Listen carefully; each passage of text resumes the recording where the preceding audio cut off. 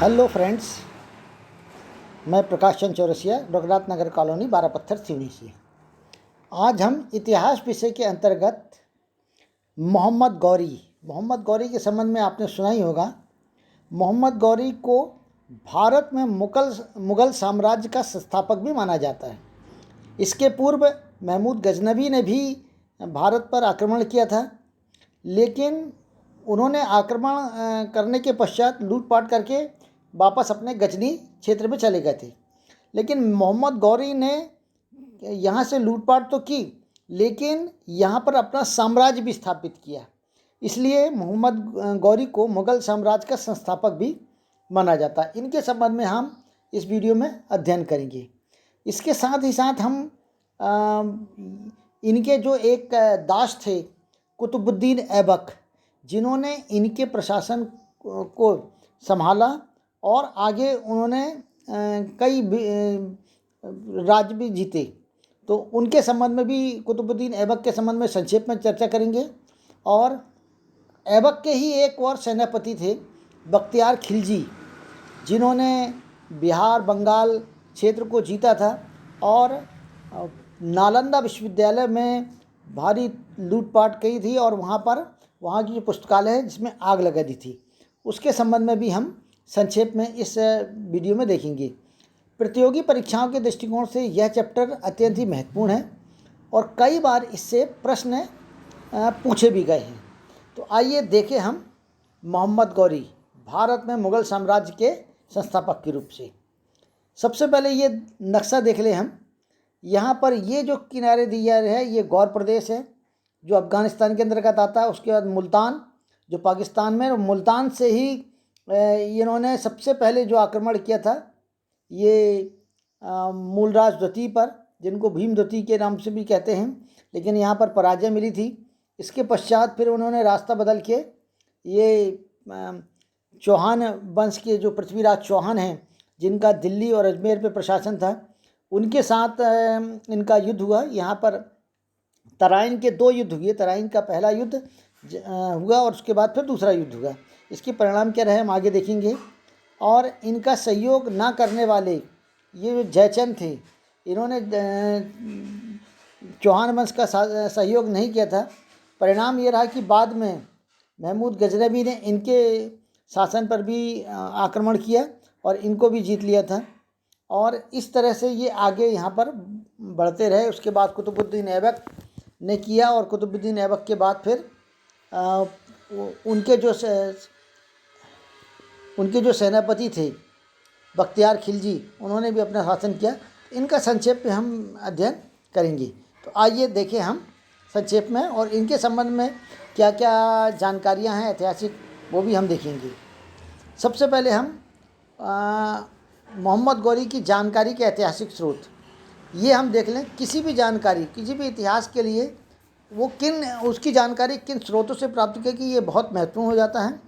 तो मोहम्मद गौरी के संबंध में जो जानकारी विशेष रूप से प्राप्त हुई है वो है मिनहाजुस सिराज के द्वारा फ़ारसी भाषा में लिखित तबकाते नासरी एक जो ग्रंथ है, उसमें इसकी जानकारी मिलती है, जिसमें शहाबुद्दीन मोहम्मद गौरी की भारत विजय की जानकारी अंकित है। दूसरा हम चंद्रवरदाई के द्वारा रचित पृथ्वीराज रासो। चंद्रवरदाई पृथ्वीराज के कवि थे, पृथ्वीराज के मतलब दरबारी कवि थे, और उनके संबंध में भी उनकी जो रचना है पृथ्वीराज रासो, उसमें भी हम मोहम्मद गौरी और पृथ्वीराज चौहान के संबंध में जानकारी विशेष रूप से हमको प्राप्त होती है। अब देख लें मोहम्मद गौरी का संक्षेप परिचय देख लें। तो मोहम्मद गौरी का पूरा नाम शहाबुद्दीन मोहम्मद गौरी था। इनके पिता का नाम सैफुद्दीन और कहीं कहीं कुछ और नाम भी दिया है। इनके बड़े भाई थे गयासुद्दीन, जिन्होंने गजनी पर आक्रमण किया था और गजनी और गौर क्षेत्र को जीत लिया था और बाद में फिर गजनी के शासक बने थे। और इनके अधीन ही रहकर मोहम्मद गौरी ने गौर क्षेत्र में शासन किया और फिर भारत की ओर अपना शासन का विस्तार किया। इनका जन्म 1149 में अफ़गानिस्तान के गौर प्रदेश में हुआ था। शासनकाल इनका 1173 से 1206 तक का माना गया है। मोहम्मद गौरी का स्वतंत्र शासनकाल 1202 से लेकर 1206 तक के माना गया है। अर्थात 1173 से 1202 तक के जो शासन था इनका, ये अधीन रहकर शासन किए थे। लेकिन 1202 से लेकर 1206 के बीच में इन्होंने जो शासन किया था वो स्वतंत्र शासन के रूप में, स्वतंत्र शासक के रूप में थे। इसलिए इनको अगर वास्तविक शासन इनका माना जाता है 1202 से लेकर 1206 तक। बाकी इन्होंने फिर भी 1173 से 1206 तक भारत में शासन किया। धर्म इनका सुन्नी मुसलमान थे ये, और इनकी राजभाषा फारसी मानी जाती है। आगे हम देखेंगे, अब प्रारंभिक जानकारी देख लें इनके संबंध में। गजनी और हेरात के मध्य गौर क्षेत्र आता है। गजनी और हेरात के बीच में एक गौर क्षेत्र आता है।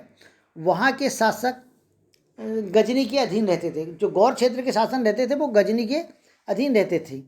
गयासुद्दीन जो इनके भाई थे और मोहम्मद गौरी, इन दोनों ने भाइयों ने गजनी पर और गौर आक्रमण किया और गजनी और गौर को जीत लिया। इस तरह गयासुद्दीन ने स्वयं गजनी पर अपना शासन संभाला और अपने छोटे भाई मोहम्मद गौरी को गौर का क्षेत्र सौंप दिया और अपने बड़े भाई के अधीन मोहम्मद गौरी ने अपना शासन आरंभ किया। सन 1173 में गौरी को मुइजुद्दीन की उपाधि भी प्राप्त हुई। तो इस तरह से ये देखेंगे कि मुइजुद्दीन की उपाधि भी प्राप्त हुई। मोहम्मद गौरी के युद्ध अभियान, अब हम यहाँ से उन्होंने भारत पर अपना अभियान शुरू किया था। तो भारत पर अभियान के लिए सबसे पहले मुल्तान को जीतना ज़रूरी था, क्योंकि मुल्तान से ही भारत का में प्रवेश होता था। तो मोहम्मद गौरी ने सबसे पहला आक्रमण 1175 ईस्वी में मुल्तान के विरुद्ध किया। उसमें उन्होंने वहाँ के जो शासक थे को पराजित कर विजय प्राप्त किया और उसी समय सिंध के कुछ क्षेत्रों को भी उन्होंने जीत लिया। इस तरह से हम देखेंगे तो उन्होंने सिंध के कुछ क्षेत्रों को भी जीत लिया।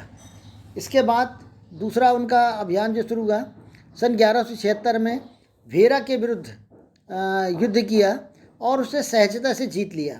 माना जाता है कि जो भेरा की रानी ने ही अपने राजा को विष दे दिया था।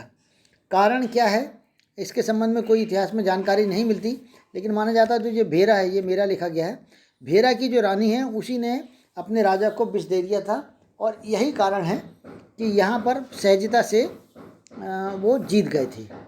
आगे हम देखेंगे, सन 1178 ईस्वी में मोहम्मद गौरी ने अनिलवाड़ा के सोलंकी राजा भीम द्वितीय, जिनका और नाम मूलराज द्वितीय था, पर उन पर आक्रमण किया। भीम द्वितीय मूलराज जो अवस्क थे, तो उनकी माँ नायिका देवी, यहाँ पर ध्यान रखना कई बार प्रश्न पूछा जाता है, उनकी जो माँ थी नायिका देवी के नेतृत्व में मोहम्मद गौरी के से युद्ध लड़ा गया था। इस युद्ध में मोहम्मद गौरी की पराजय हुई थी। कई बार परीक्षा में पूछा गया है कि मोहम्मद गौरी की पहली पराजय कहाँ हुई थी भारत में, तो यहाँ पर मोहम्मद गौरी की पहली पराजय हो गई थी। तो इस तरह से यहाँ से उनकी जब पराजय हुई तो वो वापस अपने क्षेत्र चले गए, गौर प्रदेश। उसके बाद 1179 ईस्वी में मोहम्मद गौरी ने पेशावर पर आक्रमण कर उस पर विजय प्राप्त की। पेशावर अर्थात जो पाकिस्तान का एक क्षेत्र है, वहाँ पर आक्रमण किया और उसको विजय प्राप्त की। सन 1186 ईस्वी में लाहौर के शासक खुसरो मलिक के विरुद्ध आक्रमण कर खुसरो मलिक को बंदी बना लिया और खुसरो मलिक को जीत लिया और उनको बंदी बना लिया। खुसरो मलिक गजनवी वंश के अंतिम शासक माने जाते हैं। इसके बाद गजनवी वंश का शासन लगभग पूरी तरह समाप्त हो गया। 1189 में ही इस मोहम्मद गौरी के द्वारा ताबर हिंद जो भटिंडा के किले पर आक्रमण किया गया। ताबर हिंद जो कहा जाता है, भटिंडा का इलाका जो कहा जाता है, और वहाँ पर आक्रमण किया और उसको जीत लिया। भटिंडा पर पृथ्वीराज चौहान भी अपना दावा करते थे। अब यहीं से इन दोनों के बीच की संघर्ष की स्थिति शुरू होती है। भटिंडा को पर पृथ्वीराज चौहान अपना दावा प्रस्तुत करते थे कि भटिंडा उनका क्षेत्र है। यहीं से पृथ्वीराज चौहान और मोहम्मद गौरी के बीच में तनाव की स्थिति बन गई और यही तराइन युद्ध का एक महत्वपूर्ण कारण भी बना। आगे अब हम देखेंगे, सन 1191 में तराइन के क्षेत्र में पृथ्वीराज चौहान एवं मोहम्मद गौरी के मध्य संघर्ष हुआ। दोनों के मध्य क्या हुआ, संघर्ष हुआ। यह तराइन का युद्ध प्रथम युद्ध कहलाया। तो तराइन में जो युद्ध हुआ था पृथ्वीराज चौहान के साथ, ये तराइन का प्रथम युद्ध कहलाया। इसमें पृथ्वीराज चौहान विजयी हुए और मोहम्मद गौरी जख्मी होकर वापस चले गए। ये कहा जाता है कि जो पृथ्वीराज चौहान के जो सेनापति थे उन्होंने इन्हें भाला फेंक कर मारा मोहम्मद गौरी को, और मोहम्मद गौरी इसमें जख्मी हो गया और जख्मी होकर वापस फिर वो अपने क्षेत्र चला गया। लेकिन यहाँ के बाद से एक महत्वपूर्ण परिवर्तन होता है। मोहम्मद गौरी ने कसम खा लिया था कि वो पृथ्वीराज चौहान को पराजित करेगा, और इसलिए उन्होंने यहाँ से अपना युद्ध की तैयारियाँ शुरू कर दी। यहाँ पर उल्टे जो पृथ्वीराज चौहान थे उनको जब सहजता से विजय प्राप्त हो गई थी तो वो बिल्कुल निश्चिंत हो गए थे कि अब मोहम्मद गौरी उन पर आक्रमण नहीं करेगा, और यहीं से उनकी गलती मानी गई है। यहाँ पर एक चीज़ और मैं बताना चाहूँगा कि पृथ्वीराज चौहान के जयचंद से भी संबंध अच्छे नहीं थे, क्योंकि जयचंद की जो पुत्री थी संयोगिता, उनको इन्होंने स्वयंवर से भगाकर स्वयं शादी कर ली थी। तो उनसे भी इनके संबंध अच्छे नहीं थे, और अन्य आसपास के जो राजा थे उनसे भी इनके संबंध मधुर नहीं थे। इसलिए जब मोहम्मद गौरी ने पृथ्वीराज चौहान पर आक्रमण किया तो पृथ्वीराज चौहान पराजित हो गए, क्योंकि पृथ्वीराज चौहान की तैयारी नहीं थी, जबकि मोहम्मद गौरी पूरी तैयारी के साथ भारी हथियारों के साथ पृथ्वीराज चौहान पर आक्रमण किया था, और पृथ्वीराज चौहान यहाँ पर पराजित हो गए और मोहम्मद गौरी ने पृथ्वीराज चौहान को बंदी बना लिया। अब पृथ्वीराज को बंदी बनाने के बाद अलग अलग इतिहासकार ने अलग अलग बातें कही हैं। मिनहाज उज सिराज की तबकात नासरी की अनुसार पृथ्वीराज चौहान की हत्या कर दी गई। यहाँ पर उन्होंने जो कहा था कि मोहम्मद गौरी ने पृथ्वीराज चौहान की हत्या कर दी थी। तो और दूसरा, हसन नियाजी द्वारा रचित ताजुल मसीर में पृथ्वीराज चौहान को अजमेर के अधीन शासन बना दिया गया। ये बोला गया कि वो मोहम्मद गौरी ने अपने अधीन करते हुए उनको अजमेर का शासन बना दिया, लेकिन बाद में जब उन्होंने विद्रोह किया तो फिर उनकी बाद में हत्या कर दी गई। तो ये हसन नियाजी की निजामी की पुस्तक में ये जानकारी मिलती है। वहीं चंद्रवरदाई द्वारा रचित पृथ्वीराज रासो में ही एक और अलग कहानी है जो कई बार प्रचलित है, कि उसमें लिखा है कि पृथ्वीराज को मोहम्मद गौरी अपने क्षेत्र में ले गए थे, गजनी ले गए थे, और वहाँ उनको बंदी बना लिया था। जब और वहाँ ले जाने के पश्चात उनकी दोनों आँखें वहाँ पर फोड़ दी गई थी। अब जब पृथ्वीराज की आंखें फोड़ दी गई तो वो बिल्कुल देख नहीं सकते थे। तब चंद्रवरदाई ने उनको बताया कि हमारे जो राजा हैं वो शब्दभेदी बाण भी चलाते हैं।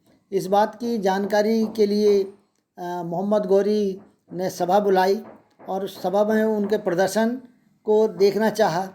तो पृथ्वीराज चौहान के हाथ में तीर बाण थी।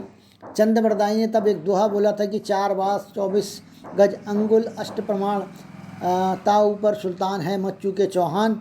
और पृथ्वीराज चौहान ने एक तीर चलाया था जो मोहम्मद गौरी को लगा और मोहम्मद गौरी की हत्या हो गई थी, और बाद में चंद्रवरदाई और पृथ्वीराज दोनों ने एक दूसरे को भी मार लिया था। तो इस तरह की एक कहानी भी चलती है, लेकिन यहाँ पर ये थोड़ी सी सही प्रतीत नहीं होती है, क्योंकि इसके पश्चात अगर यहाँ पर मोहम्मद गौरी की मृत्यु हो गई थी तो आगे वाली युद्धों में वो कैसे शामिल हुआ है, इसलिए ये बात थोड़ी सी सही नहीं प्रतीत होती है। ऐसा लगता है कि पृथ्वीराज की हत्या कर दी गई और उसके बाद फिर आगे भी युद्ध मोहम्मद गौरी ने किए, और आगे कैसे कहाँ कहाँ युद्ध किए उसका विवरण आगे देखते हैं। इसके पश्चात अजमेर एवं दिल्ली को जीतकर मोहम्मद गौरी ने बहुत सारा धन लेकर अपने विश्वसनीय गुलाम कुतुबुद्दीन ऐबक को गद्दी सौंपकर वापस गजनी चले गए। जब बहुत सारा धन लूट लिए अजमेर से और दिल्ली से, तो पृथ्वीराज चौहान को हरा कर, तो उसके बाद बहुत सारा धन लेकर वो कहाँ अपने क्षेत्र में चले गए और प्रशासन की बागडोर कुतुबुद्दीन ऐबक को सौंप दी। अब यहाँ पर कुतुबुद्दीन ऐबक ने गद्दी संभाल ली। सन 1194 ईस्वी में मोहम्मद गौरी भारी सेना लेकर यमुना पार की ओर से कन्नौज पर हमला कर दिया। अब कन्नौज के निकट चंदावर नामक स्थान पर मोहम्मद गौरी और जयचंद के बीच में भीषण युद्ध हुआ। जयचंद जिन्होंने पृथ्वीराज चौहान का साथ नहीं दिया था, और जब पृथ्वीराज चौहान हारा तो उन्होंने बहुत खुशी मनाई थी, लेकिन उनको ये नहीं मालूम था कि पृथ्वीराज चौहान के हारने के बाद अगला नंबर उन्हीं का होगा। तो जयचंद के बीच में भीषण युद्ध हुआ। उसमें जयचंद की आंख में तीर लग गया था और उनकी वहाँ पर हार हुई और वहाँ बाद में मृत्यु भी हो गई। तो इस तरह से 1994 में उन्होंने जयचंद के राज्य को भी जीत लिया था। इसके बाद सन 1196 में बजाना पर आक्रमण किया और राजा कुमार पाल को आत्मसमर्पण करने के लिए मजबूर कर दिया। 1196 में ही ग्वालियर पर आक्रमण किया और राजा सुलक्षण पाल ने भी मोहम्मद गौरी की अधीनता को स्वीकार कर लिया। अर्थात इन दोनों राज्यों को बड़े सहजता से मोहम्मद गौरी ने जीत लिया। बयाना एवं ग्वालियर की विजय के बाद मोहम्मद गौरी कुतुबुद्दीन ऐबक को प्रशासन सौंपकर पुनः वापस अपने क्षेत्र में चले गए। तो इस तरह से यहाँ पर प्रशासन की बागडोर उन्होंने किसको सौंप दी थी? कुतुबुद्दीन ऐबक को।